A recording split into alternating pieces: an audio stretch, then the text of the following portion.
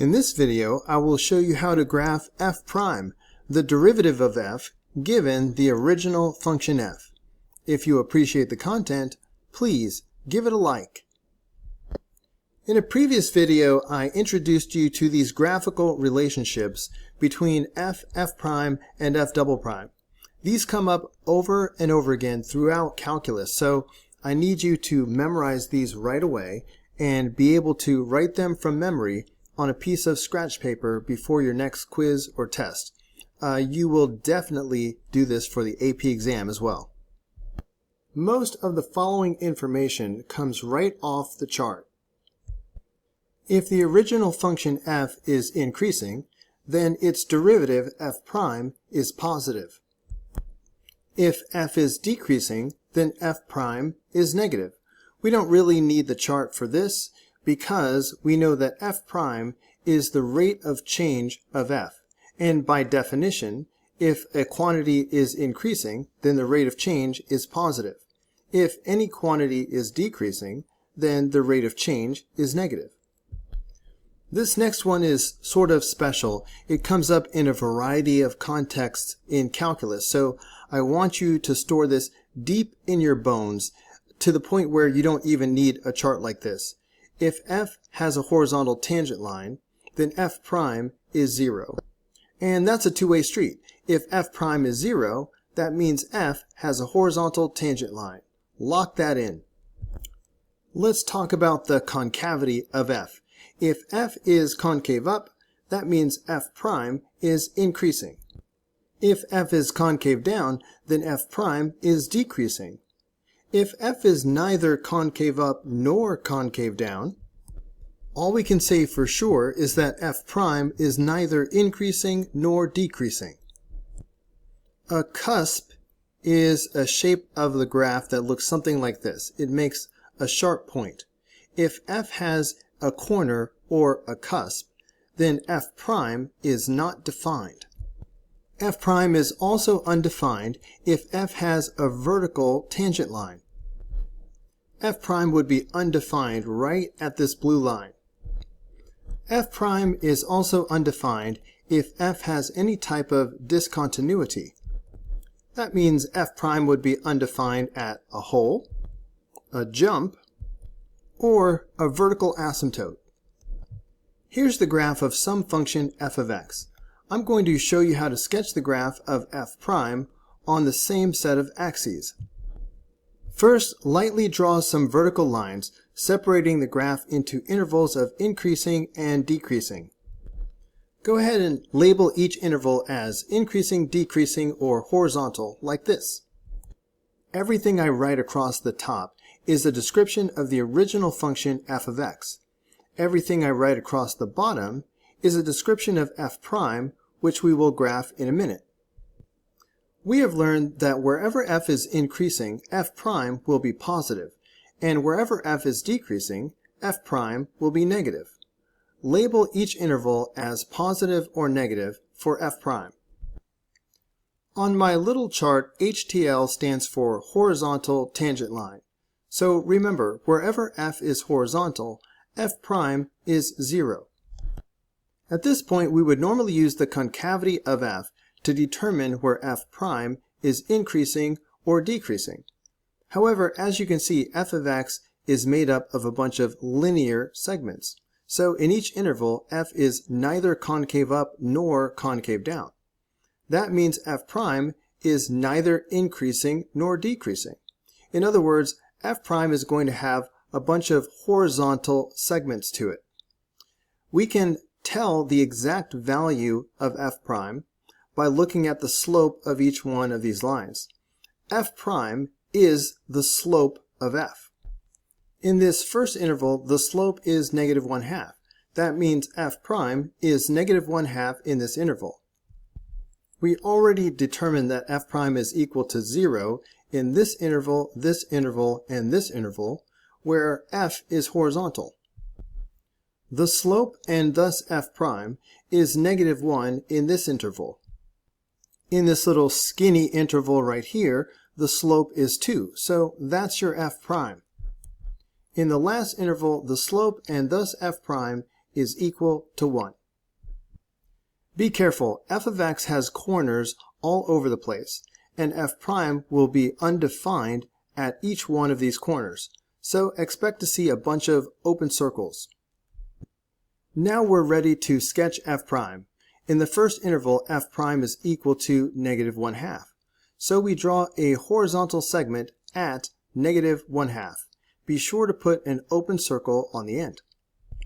Similarly, f prime is equal to 0 in this interval, -1 in this interval, 0 in this interval, 2 in this interval, 0 in this interval, and 1 in the last interval. And that's our sketch of f prime. You might have noticed that we could have skipped this first step where we wrote positive, negative, and 0 in all of these intervals. If we were going to write down all of the slopes anyway, the slopes include the information of positive or negative or even 0. So that first step was a little redundant. The reason why I showed you that step is because I'm teaching you a process that will work on any problem. This problem was extra easy because it's all linear. But I am preparing you to handle graphs that are curvy like this one. This is the graph of f of x. Let's prepare to graph the sketch of f prime by dividing f into intervals of increasing and decreasing. I've dropped in these vertical lines to show where f changes from increasing to decreasing or from decreasing to increasing. Since this graph has concavity to it, in addition to these separations, let's also drop in some vertical lines to show where f changes concavity. So f starts off concave down, and then at some point it switches and becomes concave up. We have to a little bit estimate the point of inflection where it changes. I'm going to guess that the point of inflection is halfway between the max and the min. First, let's label f of x as increasing or decreasing in all of these intervals. Wherever f is increasing, f prime will be positive, and wherever f is decreasing, f prime will be negative. So let's label f prime as positive or negative in each one of these intervals. Now let's go back to the top and label f as concave up or concave down in each one of these intervals. Wherever f is concave up, f prime will be increasing, and wherever f is concave down, f prime will be decreasing. So let's label f prime as increasing or decreasing in each one of these intervals. We've labeled f as concave up or concave down. We've also labeled f as increasing or decreasing. But there's one more thing I want you to do.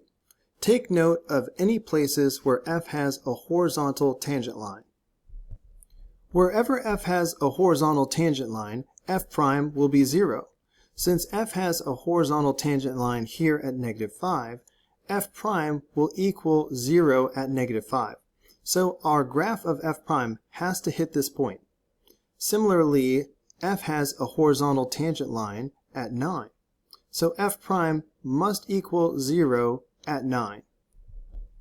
Now we are ready to sketch our graph of f prime. In the first interval, it must be positive and decreasing, and we have to hit this point at the end of the interval. So positive and decreasing, and we're hitting this point. In the next interval, f prime must be decreasing and negative. So it's going to have to be decreasing and negative in this interval. At this line, it switches, and f prime must become increasing, but still negative. And we have to hit this point at the end of the interval. So here we go. F prime is increasing, but still negative, and hitting this point at 9, 0. In the last interval, f prime must be increasing and positive. So we finish out the graph increasing and positive. And that's it. This is our graph of f prime. By the way, I sort of drew f prime like a parabola. You can see the concavity to it. That is correct, but it didn't have to be that way. We don't actually have any information about the concavity of f prime one way or the other. So it would also be correct to draw f prime as two linear segments. Let's do one more. Here's the graph of f. Let's get ready to sketch the graph of f prime by dividing f into intervals of increasing and decreasing. I've dropped in some vertical lines wherever f changes from increasing to decreasing, or vice versa, or from decreasing to horizontal.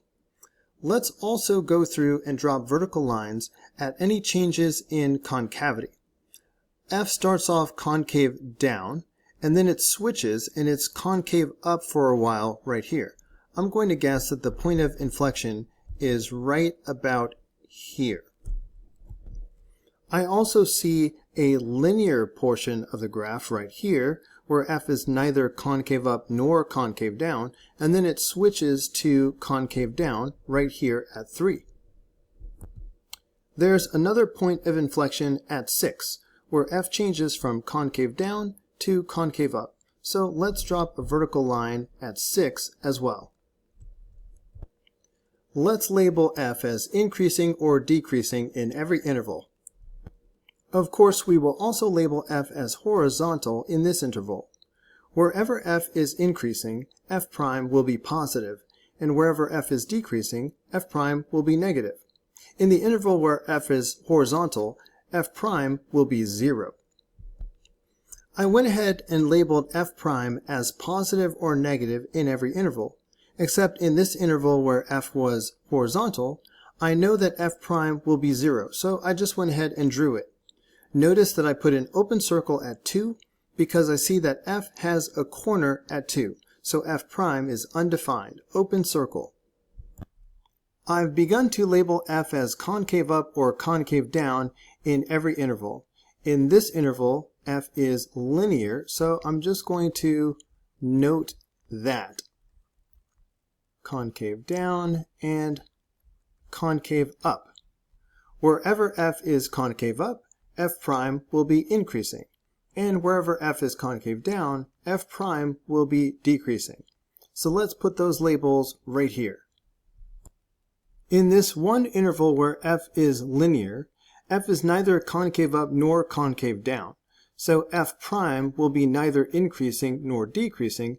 It will be horizontal, but we can be more specific than that. F prime is the slope of f, and we see the slope is 2 right here, so we know that specifically f prime will equal 2 in this interval. One more thing before we begin the sketch of f prime. Look for where f has a horizontal tangent line. Wherever f has a horizontal tangent line, f prime will be 0. For example, right here at -5, f has a horizontal tangent line, so f prime will equal 0. Of course, we've already drawn this whole part where f was horizontal, so f prime is 0 in this entire interval. But we have one more horizontal tangent line right here at 6. Can you see it? So f prime is going to be 0 right here at 6 as well. Now we're ready to start sketching f prime. F prime needs to be positive and decreasing in this first interval. So I'm going to start positive and decreasing. And we need to hit 0 at -5. As we continue into the next interval, f prime needs to be negative and decreasing. So we can just continue what we started, negative and decreasing. Right here, f is still negative, but it switches to increasing. And we need to connect up with this portion of the graph right here. And then we've already drawn this portion. So in this little skinny interval, f prime is 2. So we need a horizontal segment at 2. Right here, we need an open circle because of the corner where f prime is undefined. So we have an open circle with a horizontal segment. In the next interval, f prime is positive and decreasing, and we need to hit this point. So we're just going to pick up from here, positive and decreasing, and hitting this point. In the last interval, f prime stays positive, but it switches to increasing. And that's it for our graph of f prime. One more thing, I drew f prime as linear everywhere because we don't have any information about the concavity of f prime one way or the other. But it would not be wrong if I drew f prime curvy in these intervals. For example, I could have drawn it like this in these intervals. It still has all the same information. It's still positive and decreasing, negative and decreasing, negative and increasing, 0. Here we have a slope of 2. F prime was 2. And then I could have drawn curvy here again like this. So there's more than one way to draw it. You could include concavity, or you could draw it linear like I did in the first place. Hey guys, don't forget to like and subscribe, but also if you found this video helpful, there's a lot more where that came from. You can click the upper link, which will take you to the whole unit playlist, or you can click the lower link, which will take you to the next video in the playlist. See you there.